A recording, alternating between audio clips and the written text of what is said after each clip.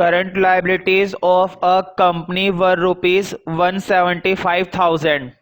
बताओ कंपनी की current liabilities हमें दे रखी है। करंट लाइबिलिटीज कितनी दे रखी है?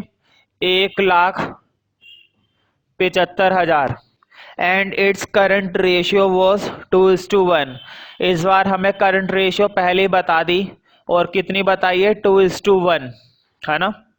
मैंने ऐसे लिखा है करंट रेशियो को, उन्होंने इस 2 में लिख रखा है, एक ही बात है।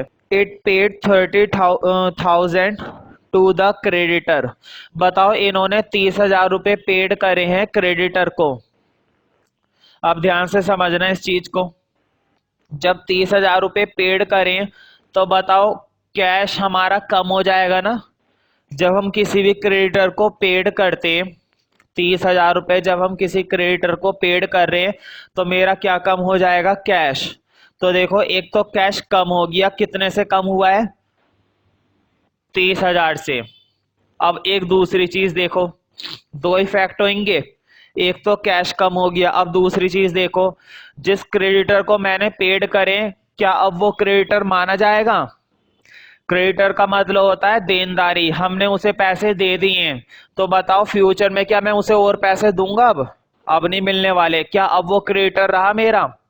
जब हम किसी क्रेडिटर को पेड कर देते हैं अब वो क्रेडिटर नहीं रहा, तो यानी कि मेरा क्रेडिटर भी कम हो गया ना, और उतने से ही कम हो गया जितना हमने दिया है। कितने रुपए दिए? 30,000। तो मेरे 30,000 के क्रेडिटर भी क्या हो गए? कम। तो क्रेडिटर में भी लिखना क्रेडिटर्स, ये भी कम हो गए। कितने से कम हो गए? 30,000 से। इसका मतलब ये हुआ मेरा कैश भी डिक्रीज हो गया 30,000 से। तुम्हें मालूम होगा कैश हमारी क्या होती है? Current asset. कैश हमारी किस में इंक्लूड होती है? करंट एसेट में। और क्रेडिटर्स किस में इंक्लूड होते हैं? करंट लाइबिलिटीज में। मतलब करंट लाइबिलिटी मेरी 30,000 से कम हो गई है और करंट एसेट मेरी 30,000 से कम हो गई है। अब देखते हैं क्या क्या था और कितना था। जरा फॉर्म को देखो। बताओ क्वेश्चन के अंदर मैं ये तो कह सकता हूं तुमसे कि मेरी करंट लायबिलिटी कम हुई है 30,000 से।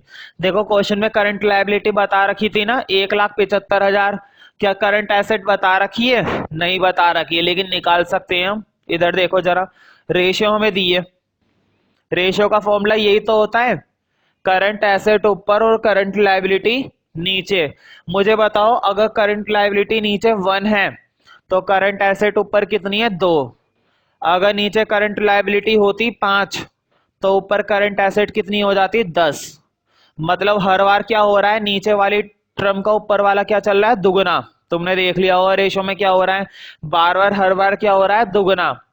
अगर नीचे करंट लायबिलिटी होती 10 तो ऊपर करंट एसेट कितनी हो जाती? 20। दुगना कर रहे हैं ना हर बार। अब देखो करंट लायबिलिटी है कितनी। करंट लायबिलिटी 1,75,000 बताई थी क्वेश्चन में। क्वेश्चन में हमें बोला गया था कि करंट लायबिलिटी कितनी है? 1,75,000। तो उसका दुगना निकल कर क्या आएगी? एसेट आएगी। तो दुगना कर देते हैं। देखो 1,75,000 का दुगना ये आएगा तुम्हारा 3,50,000। ये है हमारी करंट एसेट और ये है हमारी करंट लायबिलिटी। तुम देख सकते हो इसका दुगना वहां पर हुआ है। ठीक है, अब देखते हैं आगे क्या है। बताओ कैश कम हो रहा था ना 30,000 से।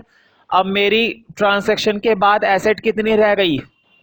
जब हमने पेड कर दिया है, पेड करने के बाद मेरी एसेट रह गई है 3,20,000। पेड करने के बाद मेरी करंट एसेट सिर्फ कितनी रह गई है? 3,20,000। बताओ क्रेडिटर्स भी तो कम हो गए थे, ये वाली भी तो कम हो गई थी, तो करंट लायबिलिटी भी कितनी रह गई है पेड करने के बाद?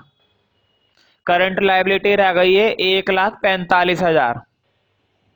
ये भी कम हो गए और वो भी कम हो गए। अब बनाते हैं रेशियो क्या है। तो देखो करंट रेशियो का फॉर्मूला फिर से वही है, करंट एसेट अपॉन में करंट लायबिलिटी। करंट एसेट हो गई है 3,20,000 और करंट लायबिलिटीज कितनी है मेरी? 1,45,000। हाँ अब इसको सॉल्व कर लेते हैं। 3 जीरो ये गई। ठीक है, तो 145 से 320 को जब डिवाइड करोगे तो तुम्हारा ये भी पॉइंट में आएगा, ये आएगी 2.221:1। तो पॉइंट में कन्वर्ट करना जरूरी है करंट रेशियो के लिए।